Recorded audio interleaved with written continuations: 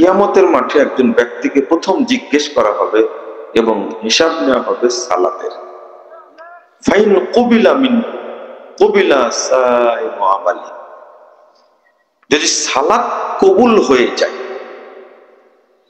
সালাত যদি কবুল হয়ে যায়, তো যত আমল আছে অটো সমস্ত আমল কবুল হয়ে যাবে। বলেন আলহামদুলিল্লাহ। অটো কবুল হয়ে যাবে। হজ, সিয়াম, যাকাত সহ অন্য যত ইবাদত আছে আল্লাহ কবুল করবেন।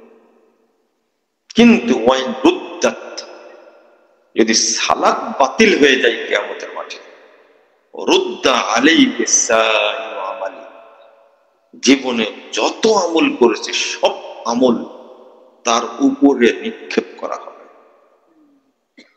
আল্লাহ এত জোরে নিক্ষেপ করবেন, এই নিক্ষেপের কারণে জাহান্নামের সবচেয়ে নিচে পড়ে যাবে সে। তাহলে সালাত বাতিল হওয়ার সাথে সাথে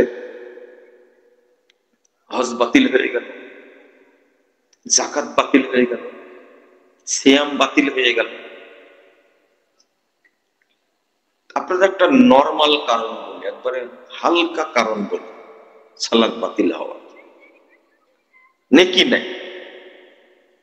আপনাকে আর একটা হাদিস বলি, আল্লাহ রাসূল সাল্লাল্লাহু আলাইহি সাল্লাম বলছেন, ইন্নার রাজুলা লা ইউসাল্লি সিত্তিনা সানা,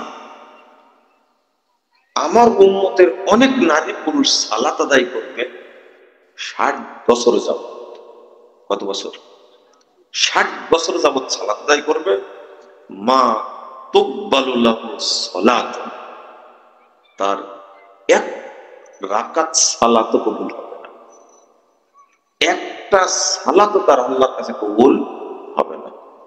আপনি কি বুঝতে পারছেন কথাগুলো? আমার উম্মতের অনেক নারী পুরুষ সালাত আদায় করবে, কিন্তু তাদের সালাত কবুল হবে না। হাদিসটি বর্ণিত হয়েছে তারগীব ও তারহিবের মধ্যে, ইমাম আসবাহানির হাদিসের গ্রন্থ 3 নম্বর খণ্ড 226 পৃষ্ঠা।